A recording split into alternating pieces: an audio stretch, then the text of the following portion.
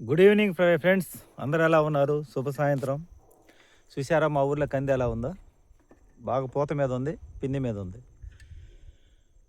Part 13, 2014, 27 సంవత్సరాలు నా కథ. 2014 నాకు బాగా బైక్ లెడ్లు వర్క్ వస్తుంది. ఇదే టైంలో ఆయిల్ ఇంజిన్ సంబంధించిన వర్క్ ఆ సంవత్సరం ఆపేశాను. ముందు నాజల్ ఎలిమెంట్ టెస్టింగ్ ఆపేశాను, తర్వాత హెడ్లు పని కూడా చేయలేక ఆపేశాను. అంటే అన్ని పనులు మనం చేయాలంటే కష్టమైపోయింది. ఆటో హెడ్లు కూడా ఆ సంవత్సరం ఆపాను అనుకుంటా, బహుశా ఆటో హెడ్లు కూడా చేస్తున్నాను అంతకుముందు. ఆపిన తర్వాత మా ఆవిడకి ఆపరేషన్ అయిపోయింది, ఇంటికి వచ్చాను. ప్రతి సంక్రాంతికి కొత్త అల్లుడు వచ్చినట్టుగా ప్రతి డిసెంబర్కి నాకు ఏదో ఒక సమస్య. నా మీద కొంతమంది ఒక మెకానిక్ బాగా కక్షి కట్టాడు, నా దగ్గర పని చేయించుకుంటాడు. మళ్ళీ కొత్త అతను ఒక అతను సైలెంట్గా తయారు చేశాడు. మనతో మంచిగానే మాట్లాడేవాళ్ళు వాళ్ళంతా. తయారు చేసి మనకొచ్చే పని అంతంత మాత్రం. ఇంకా ఒక్క పనినే మనం మిగతా పనులన్నీ వదిలేసి ఒక పని మీద స్టాండర్డ్ అయితే ఎప్పుడైతే అయ్యామో, అయిన ఏమైనా హాస్పిటల్ నుంచి తీసుకొచ్చి ఇంటికాడ డిశ్చార్జ్ చేసుకుని ఇంటికి వచ్చాను.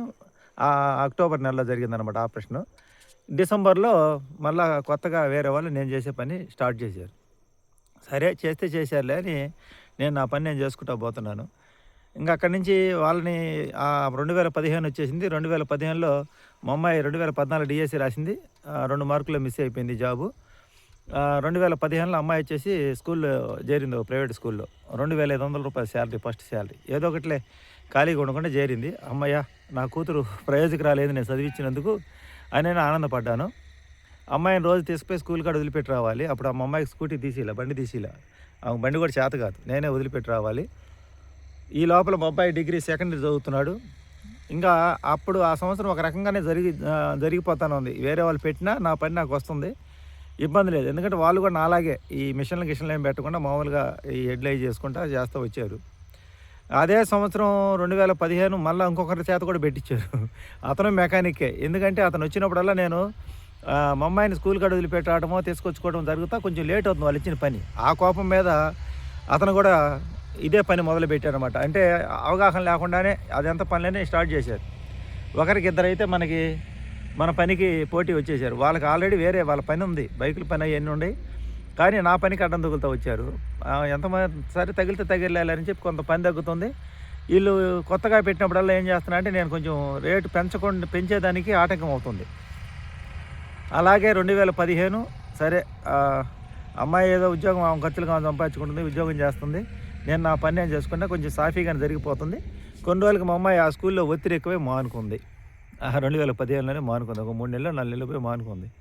ఇక మానుకున్న సరే ఇంతేలే, ఇంకా మన పిల్లకాయలు పెద్ద అదృష్టవంతులు కాదులే, ఏది ఎదుర్కోలేరు అని చెప్పి నేను మా అమ్మాయి చెప్పే, మీ వల్ల ఏది కాదు, ఏం సాధించలేరంటే ఆమె మళ్ళీ కోపంతో నేను ఎక్కడో సార్ చేరతాలే, అక్కడ స్కూల్లో ఆ తక్కువ జీతానికి ఎక్కువ టెన్షన్ అవుతుందని చెప్పి అంది. తర్వాత కొన్ని రోజులకి వేరే స్కూల్లో చేరింది. ఆ స్కూల్లో 5,000 అంత ఇచ్చి 5,000 ఇచ్చి ఈట మొదలుపెట్టారు. డబల్ అయిందనమాట జీతం. ఇంకా పర్లేదులే అనుకున్నా. అప్పుడు మా అబ్బాయి సెకండ్ ఇయర్ కాంచి వాడు కొంచెం స్టైల్ అంటే ఫోన్లు, ఈ టచ్ ఫోన్లని, మంచి గుడ్లు కావాలని కొంచెం టెన్షన్ పెడతా వచ్చాడు. అంటే పిల్లలు కదా, వాళ్ళ చదువుకునేటప్పుడు వాళ్ళకి అట్నే ఉంటుంది కదా. నేనేంటంటే లెక్కలు రాసుకుంటా, బడ్జెట్ పద్మనాభంలాగా 10 రూపాయి కూడా పెడితే ఏదైనా 10వ పరక మిగిలితే రేపు అమ్మాయి మ్యారేజ్ చేయాలి, అమ్మాయి మ్యారేజ్ చేయడానికి డబ్బులు కావాలి అనే లెక్కలో నేను జాగ్రత్తగా ఉంటా. ఈ పిల్లలు ఇంక అక్కడి నుంచి ఖర్చులు పెరిగిపోయినాయి. అమ్మాయితో ప్రాబ్లం లేదు, ఇంక అబ్బాయి ఖర్చు ఎక్కువ పెట్టడం మొదలుపెట్టంటే ఈ ఫోన్లు, ఫోన్ కొంటాడు వాడు గుబులు అనమాట. ఏదో విధంగా పాడు చేసేది, మళ్ళీ ఇంకొక ఫోన్ అంటాడు.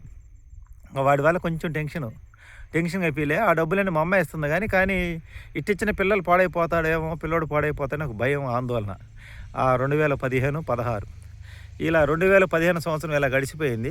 ఇంకా నా వర్క్ నేను జాగ్రత్త కష్టపడి చేసుకుంటానే ఉండా. ఎక్కడికి పోవాలన్నా సరే ఈ వర్క్తో పెద్ద తలకాయ నొప్పి అనమాట, ఎక్కడికి పోయినా కానీ. ఇంకా 2015, 16 అలా సాఫీగా జరిగిపోయింది. మా అబ్బాయి డిగ్రీ అయిపోయింది. ఇక మా అబ్బాయి డిగ్రీ అయిపోయిన తర్వాత వాడు తలకాయ నొప్పి పెట్టడం మొదలుపెట్టాడు. మళ్ళీ నేను ఆ కోచింగ్కి వెళ్తానంటాడు, ఈ కోచింగ్కి వెళ్తానంటాడు, ఖర్చులు ఎక్కువ కావాలంటాడు. బ్యాంక్ కోచింగ్కి వెళ్ళాలంటాడు. సరే నా 6,000 7,000 ఇస్తానంటే కాదు, నాకు నెలకు 10,000 12,000 కావాలంటాడు. 10-12,000 నేను చేసే పనే 15,000 రూపాయలు. సరే వాళ్ళ నాయనమ్మ ఇచ్చినా కూడా సరిపోవు, మమ్మీ ఇచ్చే డబ్బులు కూడా అంతే, 10,000 12,000 కన్నా ఎక్కువ ఇది నెలకు. అప్పుడు ఆ నాన్నమ్మ ఇచ్చే డబ్బులు మొత్తం నువ్వు తీసుకుంటే ఇంట్లో ఖర్చులు జరిగేది ఎట్లా అని చెప్పి మళ్ళీ ఈ కోచింగ్లో పంపించి వాడికి ఏం ఉద్యోగం రాకపోతే ఇబ్బంది అని చెప్పి నేను గట్టిగా మందలించి ఒక కోచింగ్లో చేర్చాను. అదే దీనికోసమే బ్యాంక్ కోచింగ్ సంబంధించిన దాంట్లోనే ఎగ్జామ్ ప్రిపేర్ కావడం చేర్చాను. అది చేరిన తర్వాత ఎంట్రన్స్ టెస్ట్ రాశాడు. అది దీనికి MBA కానీ MCA కానీ పనికి వస్తుంది అనమాట. నేను పోనన్నాడు. తర్వాత మా అమ్మాయి చెప్పి ఒరే చిన్నగా ఏదో కాలేజీలో పెట్టా సీట్ వస్తే పోదామంటే పెడితే ఒంగోలులో సీట్ వచ్చింది. అట్లా అనుకోకుండా వాడు ఇష్టం లేకుండా రాశాడు. కానీ తెలివితేటలు ఎక్కువ ఉండేవి. కానీ చెప్పిన మాట ఒకసారి వినగానే మంచి తెలివికల్లోడే. కాకపోతే ఏంటంటే ఎక్కువ ఫ్రెండ్స్ అట్లా తిరుగుతూ ఉంటాడు. ఆ ఫ్రెండ్స్ వల్ల కూడా ఉద్యోగం వచ్చిందనుకో తర్వాత. అట్లా మా అబ్బాయి ఆ ఎగ్జామ్ రాసి ఎంబీఏలో జాయిన్ అయ్యాడు. అక్కడి నుంచి మా అమ్మ ఏం చేసిందంటే ఇంకా వీడు ఎప్పుడైతే ఎంబీఏలో చేరాడో ఆమె దగ్గర నుంచి చేర్చాను అనమాట. ఆమె దగ్గర ఆమె ఈ చర్చికి పోవడం కానీ ఈ స్వేచ్ఛగా ఉన్న మనిషి కాబట్టి పిల్లవాడిని అక్కడ ఉంచుకోవడం ఇబ్బంది అయ్యేది. ఎప్పటికప్పుడు అక్కడే ఉండు ఒంగోలులో ఉండు అని చెప్పి 1 సంవత్సరం అని చెప్తూ ఉండేది మా అమ్మ. సరే వాడు అక్కడనే మొండిగిపడి ఉంటా, వారం రోజులు అక్కడ, వారం రోజులు 2-3 రోజులు ఇక్కడ ఉంటా. ఆ ఎంబీఏ కాలేజీలో చేరడానికి వాడికి ఇష్టం లేదు. నా బండి ఒక బండి ఇచ్చి నేను ఈ బండి కొనుక్కున్నాను. ఒక బండి అంత టెన్షన్ ఇంక అక్కడి నుంచి మొదలుపెట్టాడు. వాడు వరుసగా రెగ్యులర్గా కాలేజీకి పోవాలి క్రమశిక్షణ అనేది నా సిద్ధాంతం. వాడు అప్పుడప్పుడు 2 రోజులు 3 రోజులు ఆడ ఒక వారం రోజులు పోతే ఇక్కడికి వచ్చి 2 రోజులు ఉంటాడు. ఏం కాదులే అంటాడు. నాకేం టెన్షన్, క్రమశిక్షణలో పెంచాలి. నా సంపాదన తక్కువ కదా, మళ్ళీ లేదా దారి తప్పితే ఎందుకు పనికి రాకుండా పోతారు అనే ఈ ప్రయత్నంలోనే అప్పటిదాకా అమ్మాయిని కంటికి రెప్పలా కాపాడుకున్న నేను అక్కడి నుంచి అమ్మాయి విషయంలో భయం లేకుండా పోయింది. వీడి విషయంలో కొంచెం టెన్షన్, ఒత్తిడికి గురయ్యాను. ఈ పని విషయంలో కూడా పోటీతత్వం పెరుగుతూ ఉంది. ఒక పక్క ఈ పనిని చూసుకుంటా, ఒక పక్క కుటుంబాన్ని బ్యాలెన్స్ చేసే సమయంలో 2010లో మా ఆవిడికి కంటి శుక్లం, హాస్పిటల్కి పోతే కంటి సరిగ్గా అనలేదు, శుక్లం ఉంది కంటిలో 2 కళ్ళలు అని చెప్పారు. ఒరే దేవుడా, మన 2014 అయిపోయింది, మళ్ళీ 15, 16 అట్టుండే 2017లో మళ్ళీ అనారోగ్యం వచ్చిందని చెప్పి ఇంకా నేను కొన్ని రోజులు ఆగిన తర్వాత ఆ శుక్లం పెద్దదైంది. అది హాస్పిటల్కి పోతే ఇది ముదిరిపోయిందని చెప్పి దానికి ఖర్చు ఎక్కువ తీసుకున్నారు. 32,000 అర్థం అన్నారు. 1,000 మళ్ళీ ఆపరేషన్ రిస్క్ అని 1,000 రూపాయలు ఎక్స్ట్రా తీసుకుని రక్త పరీక్షలు అయితే అద్దాలు అయితే ఏదైతే 40,000 రూపాయలు పెట్టి 2017లో ఆపరేషన్ చేయించా. అప్పుడు మనకి ఎవరు వచ్చి పలకరించిన వాళ్ళు ఎవరు లేరు. ఎవరు వచ్చి మళ్ళీ పలకరించలేదు. ఏం నేను కూడా అడగల. ఒంటరి ప్రయాణం, ఒక్కనే పోరాటం. మా అమ్మ వస్తుంది, కానీ మా అమ్మ కాసేపు ఉంటుంది, వెళ్ళిపోద్ది. ఎక్కువ రోజులు మా దగ్గర ఉండలేదు ఆమెకి. ఎందుకంటే అక్కడ చర్చికి పోవటం అది అలవాటు కాబట్టి మా దగ్గర ఉండలేదు. ఆమె కొంచెం బంధించినట్టు ఉంటుంది. ఆమె కాదు, ఇప్పుడు నా కొడుకు కూడా నన్ను వాడు ఉండే అక్కడికి రమ్మంటే నేను పోలేకపోతున్నా. ఇప్పుడు అర్థమైంది ఆమె బాధ ఏందనేది నాకు. అలా 2017లో కంటి ఆపరేషన్ చేసిన జరిగింది.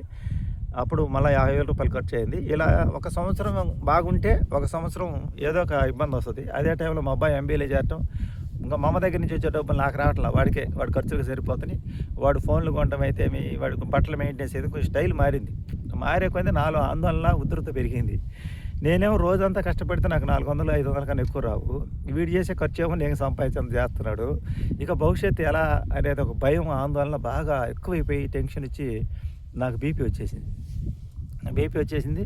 ఇంట్లో మా అమ్మ ఏమో వాడు పిల్లవాడు కదా, అందరి పిల్లలు లాగినాయి కదా, వాడు చదువుకునే పిల్లడు, వాడు పెద్దవాడు, చిన్న పిల్లడు కదా, వాడిని ఏమనొద్దు అని అంటది. మా కొడుక్కి నాకు అక్కడ నేను ఏ పని చేయొద్దు అంటానో, మంచి ఖరీదైన చెప్పులు కొంటాడు, వద్దురా అంటే అయ్యే కొంటాడు. ఈ ఫోన్ వద్దురా అంటే అదే ఫోన్ కొంటాడు. అంటే వాళ్ళ నాన్నమ్మ డబ్బులు ఇస్తే వాడు కొంటాడు. నాకు బీపీ పెరిగిపోద్ది. వాడికేమో నా మీద కోపం పెరిగిపోతుంది. మా నాన్నమ్మ డబ్బులు ఇస్తుంటే ఇతని కంట్రోల్, మా నాన్న కంట్రోల్ అయింది. ఈ అమ్మ పెట్టదు అడగదని తినేదని సామెత ప్రకారం అక్కడ కొంచెం నా కొడుక్కి నాకు కొంచెం ఘర్షణ వాతావరణం ఆ సంవత్సరాల్లో జరిగింది. 2018, 17 ఆ ప్రాంతంలో. ఇంకా అది ఆ 2017, 18లో మా ఆవిడ కంటి ఆపరేషన్ చేయడం జరిగింది. ఇలా ఒక పనిని ఈ పనిని కాపాడుకుంటానే, ఇటు కుటుంబాన్ని బ్యాలెన్స్ చేసుకుంటానే ఇన్ని రకాల ఆలోచనలతో మనం నడవటంలో ఎన్నో రకాల కష్టాలు, ఇబ్బందులు, బాధలు ఇన్ని వచ్చినాయి. కానీ మొత్తానికైతే 2015, 16 అయితే కొంచెం బాగానే జరిగింది. 17లో మళ్ళీ ఖర్చులు మొదలైనవి. ఇంకా ఇది 2017 వరకు జరిగిన స్టోరీ. మిగతా స్టోరీ రేపు 18వ సంవత్సరం ఏం జరిగింది, 19 ఏం జరిగింది, 20 ఏం జరిగింది అనేది చెప్తా. 2018వ సంవత్సరంకి వచ్చేసరికి నాకు ఒక రకంగా పని పెరుగుతుంది. ఇంచుమించుగా 1,45,000, 1,70,000. 2015, 16, 17 సంవత్సరం 1,40,000 దాటిపోయింది. 18, 19 1,75,000, 1,80,000 దాకా వెళ్ళిపోయింది పని. ఇంకా అక్కడి నుంచి వచ్చింది అమ్మాయికి మ్యారేజ్ చేయాలన్న ఆలోచనలో ఉన్నాం మేము. అమ్మాయి రెండోసారి 2018లో కూడా డిఎస్సి రాసింది. అప్పుడు కూడా ఏం రాలేదు మార్కులు. ఇంకా ఈ సంవత్సరాలన్నీ ఒక రకంగా సాఫీగానే జరిగినాయి. కొంచెం మా అబ్బాయి వల్ల టెన్షన్ పడ్డానే, కానీ మిగతా ఇబ్బందులు ఏం లేవు. మా అమ్మ ఇచ్చే డబ్బులు మా అబ్బాయి సరిపోయి నేను కొంచెం పని బాగా చేసుకుంటున్నా. ఆ టైం అంతా కూడా 15, 16, 17, 18 మా ఆవిడ కంటి ఆపరేషను 14లో చేయించాను. 2018లో 17లో కంటి ఆపరేషన్ చేయించాను. అంతవరకు అయితే ఇది బాగానే జరిగింది. ఇంకా అసలు సమస్య మనకి ఎప్పుడు మొదలైందంటే 2020 నుంచి స్టార్ట్ అయింది అసలు సినిమా. ఈ 4-5 సంవత్సరాలు 5 సంవత్సరాలు బాగానే జరిగింది. 2020లో అసలు సినిమా స్టార్ట్ అయింది. అది ఏం సినిమా, ఎంత మోసపోయాను, ఎంత దెబ్బతిన్నాను, ఒక పక్క ఈ పనిని చూసుకుంటానే ఒక పక్క ఫ్యామిలీని చూసుకుంటే నేను రకాల ఇబ్బందులు అయితే నేను అనుభవించడం జరిగింది. గొర్రెపిల్లలు అయితే ఇంటికి వెళ్తున్నాయి సాయంత్రం పూట. చూడండి, ఇంకా పొద్దు కూకింది కాబట్టి గొర్రెపిల్లలు ఇంటికి వెళ్తున్నాయి. అదే చెప్పాను కదా, 2015, 16, 17లో మా ఆవిడ కంట ఆపరేషన్ చేశాను. మళ్ళీ 18, 19 మా అబ్బాయి వాళ్ళు కొద్దిగా చిన్న టెన్షన్లు పడ్డాను. మా అమ్మాయి అయితే స్కూల్కి మళ్ళీ 2018లో స్కూల్ మానుకొని మళ్ళీ డిఎస్సి ప్రిపేర్ అయింది. మళ్ళీ మార్కులు అయితే రాలేదు, ఇంక ఇంట్రెస్ట్ తగ్గిపోయింది. ఇంకా ఆ తర్వాత ఏం జరిగిందంటే 2020 నుంచి అసలు సినిమా అయితే మొదలైంది. ఏం సినిమా మొదలైంది అనేది తెలుసుకోవాలంటే ఇక ఎపిసోడ్ 14 చూడండి. ఇది ఈరోజు వీడియో నచ్చితే లైక్ చేయండి, సపోర్ట్ చేయండి, సబ్స్క్రైబ్ చేయండి. Thank you friends.